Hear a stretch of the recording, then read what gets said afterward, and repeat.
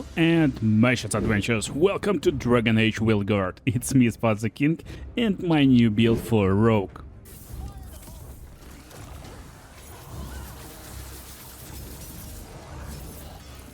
So, if you watched my channel, all my builds was for Ranger and also for Saboteur, but today I'm presenting you the nice and most broken duelist ever. By combining right skills on this massive skill tree with the right gear and unique items, we can make insanely overpowered character. And as always, I will explain everything starting from our skill tree. So, when you will level up, basically you want to go for duelist specialization, but duelist specialization will be locked behind level 20. Before level 20, you get in skills over here. I will explain what, when and why. And then when you unlock Duelist, you will get 5 nodes over here, but this part, basically left and right part, will be blocked behind level 30 and level 40. So full build will be unlocked at level 40, but the build will start to play as soon as you get few items and your Duelist specialization.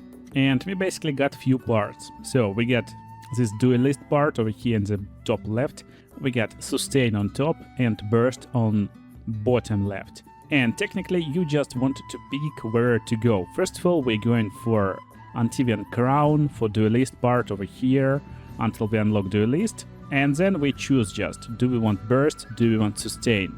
It doesn't matter in the beginning and in the mid game, any will work, but let me explain you what and where we get. So for first trait, I like to use evasive maneuvers. I just like to use double evasion and then follow-up attack, pretty nice and powerful stuff, but also you can use riposte.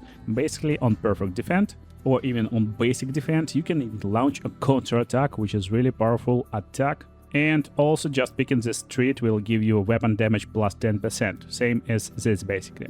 Anyway, you want both of these traits probably in the late game, for weapon damage at least, and then we get in precision after successful defense. Again, that's why I like to pick riposte too. Sometimes we need to evade enemy attacks, some attacks are basically not defendable, you just need to dodge versus them. But when you can defend, it's better to defend and gain precision, because your next attack will be critical hit. Then we get in Pilfer, our second ability. It will use only cooldown, no mana cost, so pretty nice and fun to use. And we get in maximum bleeding stacks +1. When you use Pilfer, it will apply bleeding on hit, and more bleeding stacks is a great stuff to have. This part over here is not needed right now, so don't go into Leaping Shot. Instead, we're going into Blood Poisoning. Perfect defense will apply bleeding to your attacker, and if Necrotic Weapons is active, it will also apply Necrosis. So, it will apply Necrosis instead, which is really nice too. Then we get an Affliction damage plus 10% and Medium Armor Mastery. While wearing a medium helmet and armor, we get more critical damage, more sword damage, and more momentum gained on perfect defense. And yeah, with this build we're going with medium armor and helmet. And then we're basically unlocking everything from this extra necrotic damage. Perfect defense grants necrotic weapons, critical damage plus 10%, and Toxic Dash, our necrotic skill, finally. And this will be our bread and butter main skill in the early game. It's Strike Projectile, necrotic damage will apply Sundered, and apply necrosis to the enemy. On perfect defense we will get necrotic weapons, and we will apply necrosis instead, so we will deal a lot of necrosis on our enemies with advanced and added maximum necrotic stats. And also we will increase power of this ability at the same time by picking Assassination. Strike abilities now deal critical hit versus low health enemies. And Mighty Strike. Strike abilities deal 100% bonus stagger versus enemies suffering from affliction. So you just use your perfect defense, you use counter attack and immediately Toxic Dash. This will basically make enemies sundered and staggered most of the time. For now, you can ignore these control ability upgrades. We don't have a lot of control abilities, only Pilfer, but you can pick them because when we unlock our duelist specialization, we will get 1000 cuts ability, which is control, so we need it later. And basically at this point of the game, you should be able to unlock Duelist pretty soon. You should be around level 20 already. And then you get your Murder of Crows ultimate and also 1000 cuts. our main ability, and this ability deals damage up to 16 times. It's probably lower in the beginning when it's not upgraded, but basically it deals a lot of hits and doing nice devastating final blow. If you critical strike with this ability, target will be chilled, so he will be slowed, and basically for just 1 mana cost, it's insane ability, and you want to get more damage with charged attacks. And also this upgrade, hitting enemy with control ability reduces their defense by 5. Pretty powerful, especially we're doing a lot of damage with our control ability. 16 times in a row, which is insane. And also necrotic damage plus 10% to increase damage of this ability. And strike abilities apply necrosis for each unique primer on the target. So what is primer? Primer is basically sundered. And you can apply sundered by yourself, and you, from this point of the game, you will use toxic dash to close down distance to your enemies, and then use 1000 cuts to apply necrosis and also reduce defense of enemy, deal nice amount of damage, like pretty crazy stuff. And if you're beforehand using companion, different primers like weakened and other stuff, like overwhelmed, you can actually hit with 3 necrosis stacks at the same time just by using one ability, which is insane. So when you hit level 30, you want to get Mountain Trail, and Adrenaline effect will now stack up 2-3 times and will have increased bonus damage. Also, you reduce number of attacks needed to activate Adrenaline. You want to lose less Adrenaline charges when you take damage, and gaining Adrenaline increases your health and momentum. So what is Adrenaline? You already have it by picking this trait over here on the way to Duelist specialization, and striking target 10 times without taking damage grants you Adrenaline, basically a lot of extra damage. And then when you hit level 40, you get Shelby Dance, that gives you nice extra powerful attack, but you need to time it correctly to deal a lot of stagger to enemy, and also you will get Adrenaline instantly. And with full build, you will basically get few stacks of Adrenaline by just using this skill alone, and then by doing Shelby Dance, you can get last stack of Adrenaline for extra damage. Also, you will get maximum momentum over here. You will deal more weapon damage if you have high momentum, and our skills not actually takes like a lot of cost of our momentum. We can generate momentum pretty fast. So we will definitely have this nice and powerful bonus for weapon damage, and your charge attacks now consume momentum to deal more damage and stagger. So in case you're doing charge attacks, they will deal more damage by consuming a little bit of momentum, which is pretty nice buff. But you won't be levels 30 and 40 instantly over here. That's why between you need to choose, do you want to go into sustain road or burst road? First of all, let's talk about sustain road. First of all, you will get this ability to apply bleed or necrosis with charged light or heavy attacks, if they not already suffering from necrosis or bleed. Then we get in momentum plus 50, and while at low health, you will gain deflect whenever you perfect dodge or perfect defense. Also, it's nice to have more deflect stacks over here, and upgrade our control ability. For each active advantage, you increase control ability damage by 10%. That's insane. So this ability is strike control, and we will have like insane amount of advantages, and advantage is basically your buff. So any buff on you will be advantage. We'll have insane amount of advantages like deflect, weakened, precision, and other stuff, and necrotic weapons. All of this stuff is advantages, and our ability will deal like colossal damage basically. And then we can get more maximum arrows and deal 4% more damage per your maximum arrow count, and it called some motivation. So it's not like 4% more damage with bow. It's just 4% more damage when you get a lot of arrows, and we will have a lot of arrows. And also we're getting plus 15% penetration. Over here in sustain, we can get primer duration plus 20%, and control abilities deal more damage versus armor. There's just some nice buff for you when you're fighting versus armored enemies. And also optional, you can go with explosive trap, and we're not using explosive trap, but it will give more ability damage instantly. We can have affliction damage plus 10%. Defeating enemies with takedown grants necrotic weapon, and you also apply 25% more stagger with attacks. Damage versus armor plus 20%. and deal 15% more damage to all enemies within 10 meters. So basically you will get nice advanced spec and you will be just more powerful versus enemies in melee range and you're a melee fighter. So that's it for sustain part over here. Now let's get into our burst tree. So burst tree will start with necrotic fog, and I would actually go for sustain first and then over here. But before you go for sustain, you actually want your last ability. It's Hurricane of Blades. That's why you want to actually probably get this necrotic fog. Spending momentum deals necrotic damage around you, then Sword Stagger plus 20% and Hurricane of Blades. That's pretty nice attacks that basically like finishing our ability tree. And what we will have, we're basically having Toxic Dash to close down distance, 1000 Cuts to focus down target and completely destroy him, and if there's some enemies around or they just coming in, we're using Hurricane of Blades and hitting enemies around us up to 4 times, finishing with the final strikes. Also we're getting penetration plus 15% over here, decisive final, unleashing decisive heavy final attack after light attack chain, so nice new combination. And we can get light attack damage versus health plus 10%, strike abilities grant 50% penetration.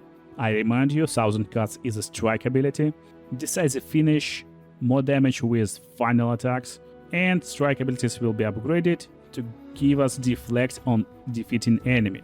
So this with combination with this extra deflect stacks basically will give us ability to use Hurricane of Blades, which is strike ability, to use Toxic Dash, which is strike ability, and our main 1000 Cuts ability, which is also strike ability, basically to deflect enemies and get deflect stacks.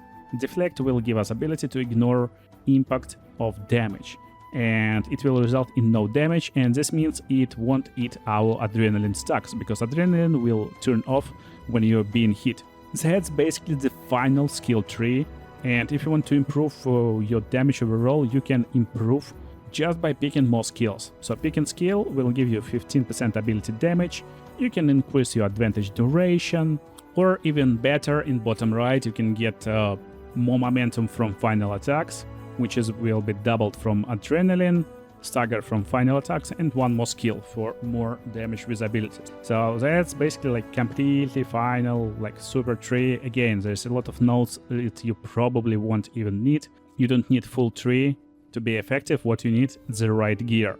And now let's talk about gear. So first of all, unique weapons. I got a guide with locations for every unique weapon. You can watch it in the description. Weapons will be for the mage, but again, just look in the same spots. Spots will be the same for unique weapons, and you will find all of the stuff. First of all, let's start and throw our bow. It's grip and rip. Very nice bow. It gives you more maximum arrows, which means you will have more damage for more maximum arrows. That's it. We're not using the bow to attack actually. For bow, I'm using augmentation plus 15% damage at high health. Now for our swords, the best weapons for a duelist. I'm using enchanted long blade. It got nice physical damage, nice stagger, and also more final attack damage. You will gain necrotic weapons on kills with final attacks, and while necrotic weapons is active, final attacks apply necrosis. Very nice against really powerful and fat enemies, against bosses, and also melee attacks will leech life from enemies suffering from necrosis, so nice to keep you alive.